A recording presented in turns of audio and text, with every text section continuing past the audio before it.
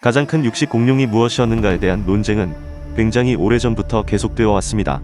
그리고 현재는 그 후보들이 어느 정도 좁혀진 상태인데요. 최근 생각지도 못했던 곳에서 새로운 후보가 등장하며 화제가 되었습니다.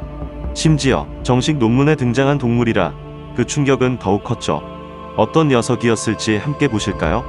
몇 달 전 고생물학자 카밀라와 동료들은 브라질에서 발견된 여러 화석에 대한 논문을 발표했습니다. 모든 화석은 매우 단편적이었으나 조각류, 수각류, 용각류 등 다양한 분류군의 것인지라 백악기 브라질 북동부의 공룡 다양성을 보여주었습니다. 놀랍게도 이 화석들은 지난 1859년부터 1906년 사이에 수집된 것으로 그동안 영국 런던 자연사 박물관에 보관되어 있었습니다. 그러던 중 160년 만에 연구 기회가 생겼고 그중 일부가 학자들에 의해 자세히 분석되었죠. 여기까지는 오래된 화석을 다뤘다는 점 외에는 지극히 평범한 논문으로 보이는데요. 스케일 바에 주목해 화석 사진을 자세히 보다 보면 무언가 이질적인 느낌을 지우실 수 없을 겁니다. 맞습니다.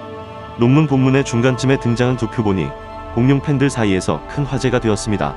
우선 두 화석들은 모두 고립 척추 화석의 일부분으로 브라질의 마르핀층에서 발견되었습니다. 시기상으로는 백악기 전기에 해당하는 발랑장절에서 오트리브절 사이였죠.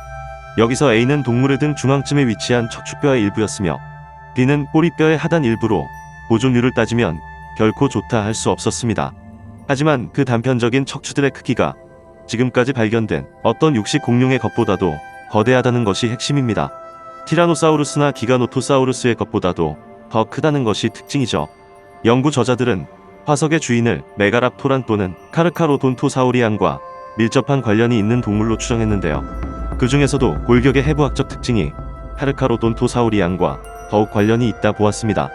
일단 시기상으로 백악기 전기의 것이면 메가랍토란보다는 카르카로돈토사우리안의 것이라는 것이 좀 더 합리적으로 보이며 그 엄청난 크기를 고려해도 후자의 가능성이 좀 더 높아 보입니다.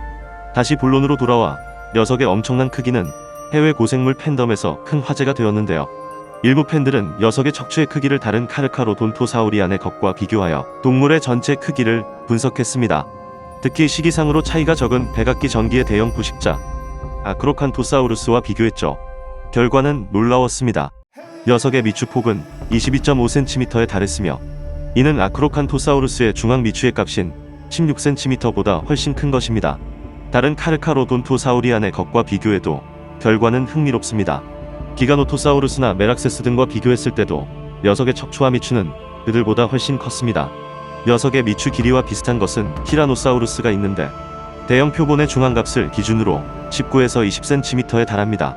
하지만 티라노사우루스와는 계통이 다르므로 같은 계통의 동물과 비교하는 편이 더 정확한 값을 얻을 수 있는 길일 겁니다. 우선 아크로칸토사우루스를 기준으로 녀석의 크기를 계산해 봅시다. 신체 비율이 동일하다는 가정하에 크기를 그대로 확장하면 몸 길이 16.2m, 체중 15.9톤의 수치가 나옵니다. 다른 공룡과도 비교해 봅시다. 메락세스의 미추를 기준으로 녀석의 크기를 계산해 보겠습니다. 신체 비율이 동일하다는 가정하에 크기를 확장하면 몸 길이 17.3m, 체중 22.7톤이라는 수치가 나옵니다. 이번에는 기가노토사우루스를 기준으로 크기를 계산해 보겠습니다. 마찬가지로 비율이 같다는 가정하에 몸 길이 15.1m, 체중 11.8톤이라는 수치가 나옵니다. 15톤 이상의 수치는 비현실적이라 제외한다 치더라도 12톤이면 실로 엄청난 크기가 아닐 수 없습니다. 추정이 정확하다면 티라노사우루스 외에도 10톤을 넘는 초대형 수각류가 존재했음이 증명되는 것입니다. 다만 발견된 부위가 겨우 척추 일부에 불과해 앞에서 본 모든 크기 추정은 정확하다 볼 수 없으며 심지어는 이것이 수각류의 것이 맞는지 아닌지도 불확실합니다. 용각류의 것이라면 그 엄청난 크기가 쉽게 납득이 되죠. 게다가 동물의 전체 크기에 대한 정식 연구값도 존재하지 않으므로 아직은 이 녀석이 발견된 가장 큰 육식 공룡이라 말하기 어렵습니다. 하지만 그 정체가 무엇이든 거대한 척추로 미루어 보아 화석의 주인은 상당한 거구였음이 확실합니다.